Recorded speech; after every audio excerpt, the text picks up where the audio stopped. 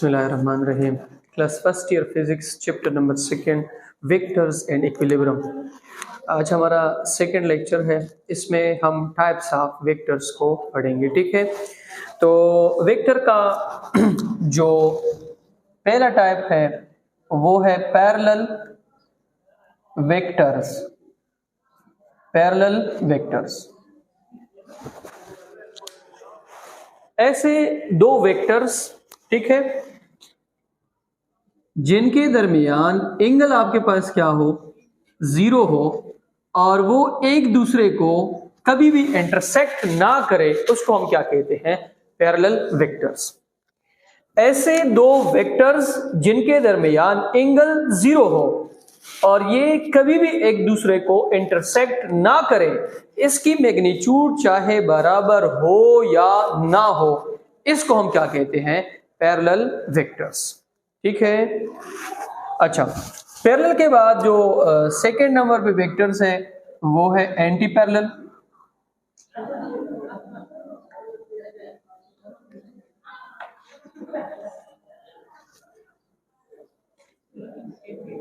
Anti parallel कौन से vectors हैं? ऐसे वेक्टर्स के जिनके दरमियान आपके पास एंगल कितना हो, 180 हो, और वो एक दूसरे के साथ कभी भी इंटरसेक्शन ना करे, इनको हम क्या कहते हैं कि ये कौन से वेक्टर्स हैं? ये आपके पास एंटी पैरेलल है। क्या है? Anti parallel. एक हमने पैरेलल पढ़े, दूसरे हमने एंटी पैरेलल पढ़े। इसके बाद थर्ड नंबर पे आपके पास है नल वेक्टर। नल वेक्टर कौन सा वेक्टर है? ऐसा वेक्टर जिनकी मैग्नीट्यूड आपके पास जीरो हो और उनकी डायरेक्शन आर्बिट्रेरी हो। फॉर एग्जांपल, आपके पास ये एक पॉइंट है, इसकी मैग्नीट्यूड क्या है? मैग्नीट्यूड इसकी जीरो है, डायरेक्शन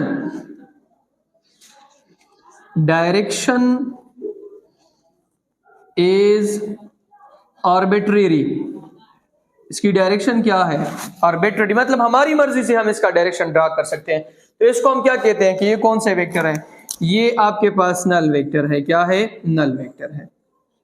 मेरी बात समझ में आ रही है? अच्छा, अगर आपने नल वेक्टर जो है इसका सिंबल लिखना है, ये नल वेक्टर का सिंबल है। ठीक है, अगर आपने इक्वेशन लिखनी है, कुछ स्टूडेंट इस तरह लिखते हैं, a plus B is equal to 0। ये आपके पास नल वेक्टर नहीं है। क्यों? क्योंकि a प्लस बी वेक्टर है और 0 आपके पास क्या है? स्केलर है। इसके ऊपर आपने ये वाला निशान लगाना है, तो ये फिर क्या शो करेगा? नल वेक्टर शो करेगा। क्या शो करेगा? Null vector. नल वेक्टर के बाद आपके पास है coplanar vector.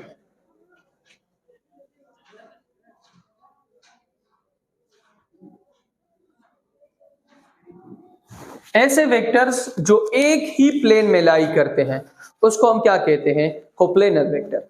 Those vectors which lie in same plane is called coplanar. ऐसे वेक्टर्स जो एक ही प्लेन में लाई करते हैं, उसको हम क्या कहते हैं? Coplanar vector. फॉर एग्जांपल, ये दो वेक्टर्स हैं, ये आपके पास y है, ये आपके पास x है, ये एक ही प्लेन में लाई करते हैं, इसको इसी वजह से हम क्या कहते हैं? Coplanar vectors. इसके बाद आपके पास है कोलिनियर वेक्टर।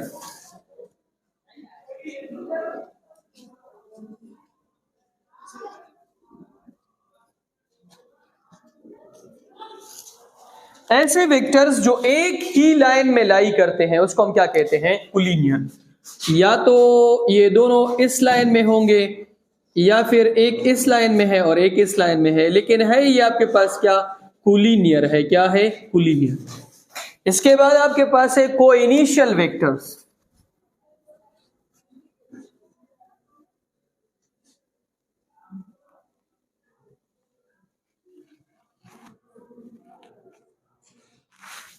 कोइनिशियल कौन से वेक्टर?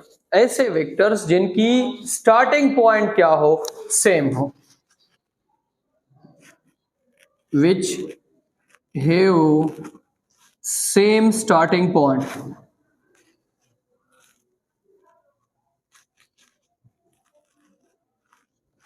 ठीक है, which have same starting point. For example ये y ये x, ठीक है। अगर सारे वेक्टर्स यहां से स्टार्ट हो जाएं तो इसकी स्टार्टिंग पॉइंट क्या है, सेम, तो इसको हम क्या बोलेंगे, कोइनिशियल वेक्टर। इसके बाद है फ्री वेक्टर्स।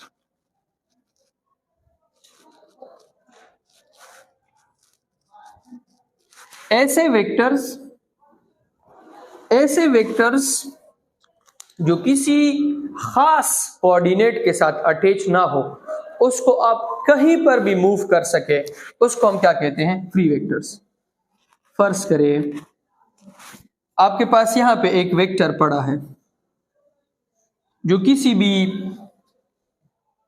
कोऑर्डिनेट के साथ अटैच नहीं है, आप इसको कहीं पर भी शिफ्ट कर सकते हैं, लेकिन याद रखें आपने इसको शिफ्ट इस तरीके से करना है कि अगर इधर ड्रा करना चाहते हैं तो इधर इस तरह ड्रा करें, इस तरह ड्रा, ऐसा ना हो कि फिर आप इसकी डायरेक्शन क्या कर ले, चेंज कर ले। तो ये आपके पास कौन सा वेक्टर है, फ्री वेक्टर। इसके बाद आपके पास है ऑर्थोगोनल वेक्टर्स।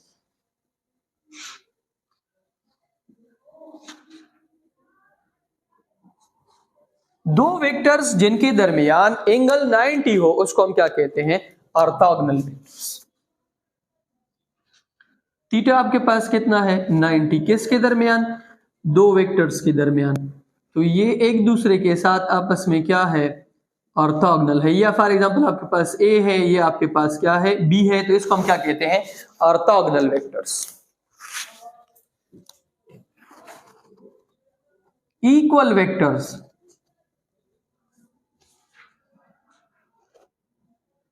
ऐसे दो वेक्टर्स जिनकी मैग्नीट्यूड भी सेम हो और इनकी डायरेक्शन भी सेम हो, उसको हम क्या कहते हैं, इक्वल वेक्टर्स। इनके दरमियान थीटा कितना है, 0, और ए आपके पास बराबर है किसके, बी के, तो इसको हम क्या कहते हैं, कौन से वेक्टर्स है, इक्वल वेक्टर्स है। इसके बाद आपके पास है 10 नंबर पे पैरेलल, मैंने इधर लिखे हैं। इसके बाद आपके पास यूनिट वेक्टर्स है।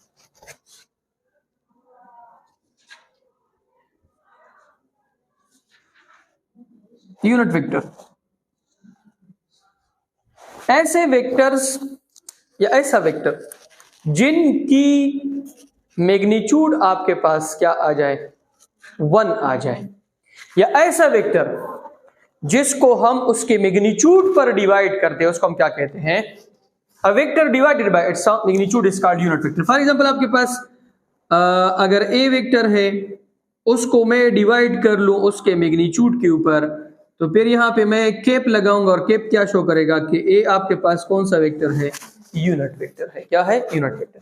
यूनिट वेक्टर जो है इसको हम प्लेन एक्स वाई जेड के लिए भी लिखते हैं, एक्स के लिए आई यूनिट वेक्टर, वाई के लिए जे यूनिट वेक्टर, जेड के लिए के यूनिट वेक्टर, ठीक है। इसके अलावा आपके पास एन यूनिट वेक्टर भी हम लेते हैं कि अगर आपके पास ये एक सरफेस है और उसके साथ ये एक लाइन जो है ये बिल्कुल इसको परपेंडिकुलर है, तो हम इसको क्या कहते हैं, एन यूनिट वेक्टर कहते हैं, ठीक है।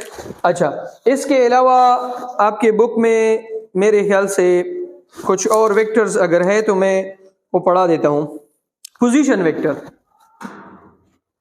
कौन सा वेक्टर है, पोजीशन वेक्टर।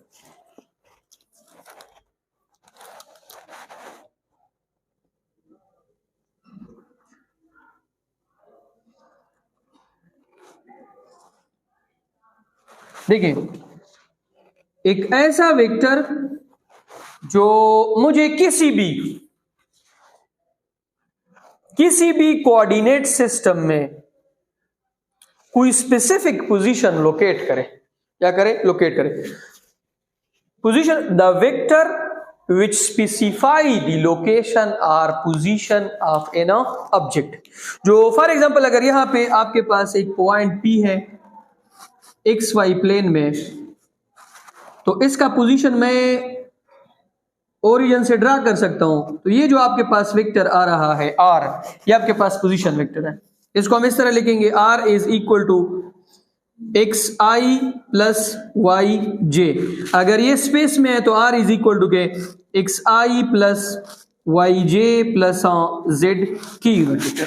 और इसको हम डिफाइन करते हैं कि vector which describe the position of a particle with respect to the origin of a suitable reference frame, कि ऐसा वेक्टर जिसको हम एक ओरिजिन से एक सुटेबल रेफरेंस फ्रेम में क्या कर ले, ड्रॉ कर ले, उसको हम क्या कहते हैं, पोजीशन वेक्टर। मेरे पास ये एक एक्स वाई प्लेन है, इसके ओरिजिन है, इसको पॉइंट को मैंने विद रिस्पेक्ट टू ओरिजिन क्या कर दिया है, लोकेट कर दिया, और इसकी तरफ मैंने एक वेक्टर को ड्रॉ कर लिया है। तो ये वेक्टर आपके पास बेसिकली क्या है, पोजीशन वेक्टर। पी आपके पास पॉइंट है, और पॉइंट जो है अगर आप एग्जैक्टली मालूम करना चाहते हैं तो एक परपेंडिकुलर यहां पे ड्रा कर ले और एक आप यहां पे ड्रा कर ले, तो आपके पास क्या आ जाएगा, P into x y। ठीक है।